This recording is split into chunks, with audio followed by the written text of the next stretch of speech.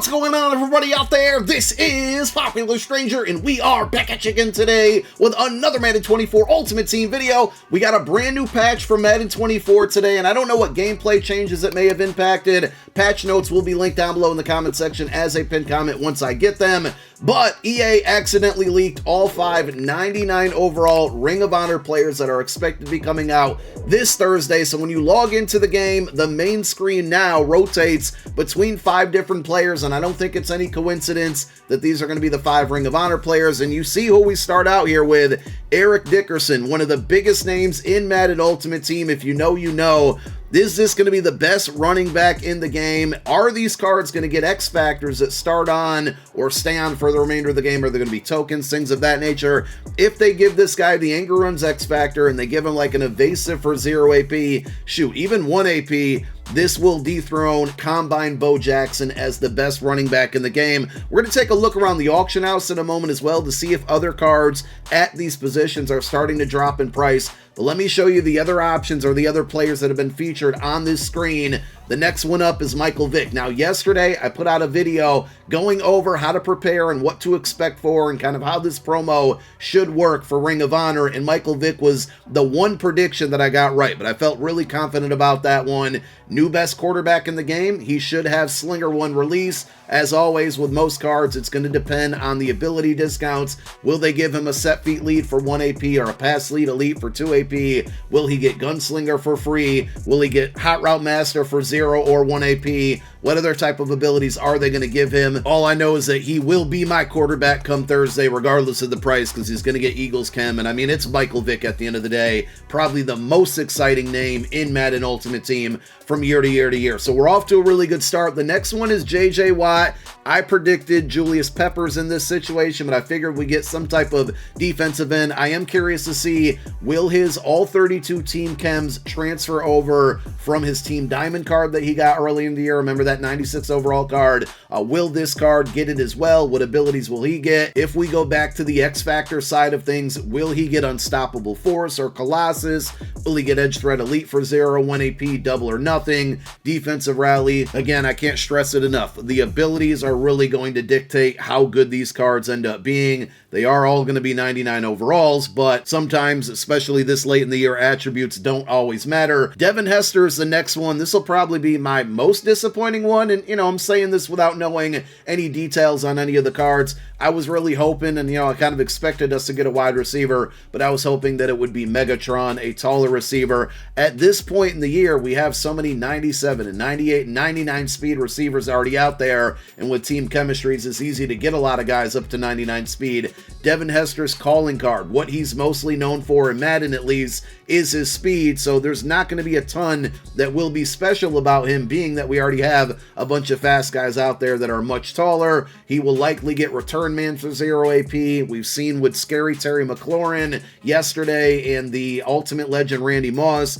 guys who are getting Evasive and Jukebox for 0 AP, which is really good after the catch, and people are abusing it with RPOs as well. Will this Hester card get one of those abilities for 0 AP? That will definitely make him a lot better and would likely drop the price on that Scary Terry card a ton. The final one is going to be Troy Polamalu. I was really hoping we'd get a Brian Dawkins upgrade, but I am happy that we're getting a new strong safety, because the market for those cards or those players at that position, not great. We got Kyle Hamilton out there who gets all 32 team chems, 6'4", really good abilities, but he's like 2+ million coins. After that, there's not a ton of great options. A lot of people are still out there using Super Bowl Jair Brown, who has been a tremendous card the entire year. So it looks like we're going to be getting a new strong safety to use. He's 5'11", so he's going to be a little bit on the short side, but if he gets good knockout abilities, or if they give him an X factor like universal coverage or zone hawk or reinforcement, and he's able to get knockouts, a lot of times in those types of situations,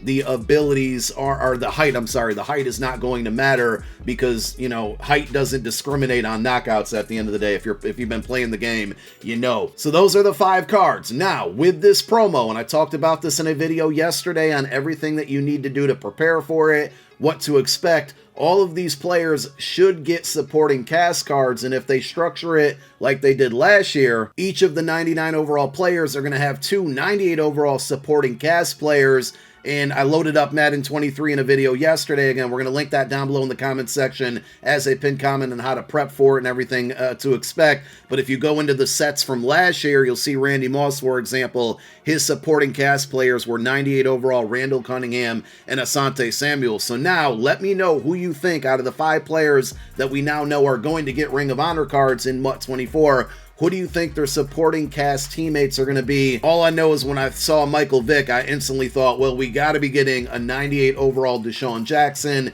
And normally it's going to be one player on offense, one player on defense. I'm sure with Eric Dickerson, we're going to see an offensive lineman on the offensive side. With Michael Vick, there's going to be a wide receiver more than likely on the offensive side of it. On the defensive side, I don't think it's as clear cut as to who they might use for the supporting cast, but it's usually players that they played with. You know, Troy Polamalu has only played for the Steelers, so the supporting cast mates over there are probably going to be 2 more Steelers players. So if you're a Steelers theme team player, you know what? You got 2 98 overalls and 199 to look forward to. Devin Hester, on the other hand, has played for 4 different teams, but most notably going to be with the Chicago Bears, Atlanta Falcons, maybe a little bit there, also the Seahawks and the Ravens. But do we see a 98 overall quarterback? If I remember correctly, Rex Grossman was like the primary football thrower to Devin Hester. So very interesting, but leave your guesses on the supporting cast players now at 98 overalls down below in the comments section, and let me know who you think might get a card off based off of the 5 99s that we now know we're getting. Now, nobody but EA knows how this program's going to be laid out and the set design and whatnot, but I think at bare minimum, the safest bet here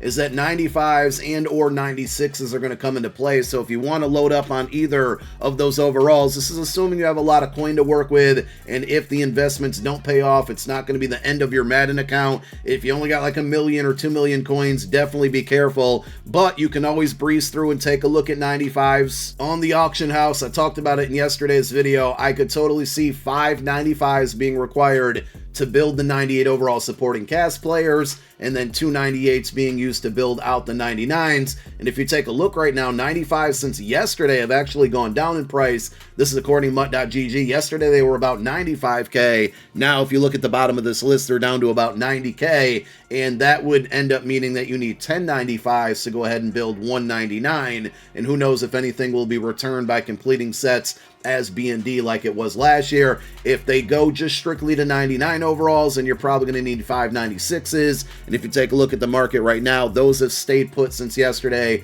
96 is currently going for about 130,000 coins. And who knows, EA could totally get rid of the entire format for this promo of being able to use any card from any promo just based on the overall, and make it that you can only use Ring of Honor cards. And if they do that, well, then we are all screwed. So again, go watch the video I put out yesterday because we broke it down in a little bit more detail, but I was more so curious to see what some of the top tier cards at those similar positions, quarterback, halfback, just to name a few, price-wise, what's going on. So Will Levis has really fluctuated in price. He was all the way down to lower 400Ks a couple days ago. Then he went back up to about 600K over the weekend. He's back down to 413, so pretty good price there if you're not good with lefties or don't want to use Michael Vick when he drops. Really, the main quarterback that everybody else is using is going to be Combine Bo Jackson. The only problem, and I wouldn't really call it a problem, but the main thing with this card is that he was already cheap enough. It looks like he's kind of dropping down a little bit in price here. He's down to 250K. I think he's been most commonly averaging about 270 to 280K. So that's to kind of be expected that he goes down in price. And man, if you picked up the Kirk Cousins card yesterday, which it was, I think, like 800K early in the day, looks like it's down a little bit more. Looks like a solid card despite him having a generic 2 release, but I would absolutely not be spending 700,000 coins on this card when we are likely about 48 hours away from a Michael Vick 99 overall. So for this one, if you thought about getting it, I'm not saying don't get it, but I'm saying don't get it right now or even tomorrow. I would wait until Michael Vick has officially been announced and we see the attributes and abilities, because I'm fairly certain this card's going to drop down a ton in price. And don't forget, we got weekly wild cards on the way as well. With running backs, I mean, the main guy out there has been Combine Bo Jackson as well, and easily the best running back in the game. He also hasn't been overly overpriced, so right now he's well under 300K, 218. I actually should probably, I kind of want to buy this one, even though I already own the card, because I feel like that's a great price there. I'm not gonna, but if one of you found that card at that price, well, you got yourself a steal. We did also just get the 99 overall John Amos yesterday. Looks like he's starting to drop down in price a little bit. I'm guessing that, yeah, he's easily going to be below 1,000,000 coins now after the note that Eric Dickerson is likely going to be a 99 overall card as well, and be a power / elusive back that'll be a lot more versatile than this John Amos card there. So the other three positions, as I mentioned, with defensive end, I don't think J.J. Watt's going to tank the price of a ton of players. I mean, LTD Aaron Donald, the honors card, could certainly be in play as a card that gets a little bit less expensive, though I don't think he was super overpriced to begin with. He's crept back over 1,000,000 coins. So that's something to take a look at. As far as strong safety, I said it a moment ago, with Troy Polamalu coming out, we were in desperate need of better cards at that position.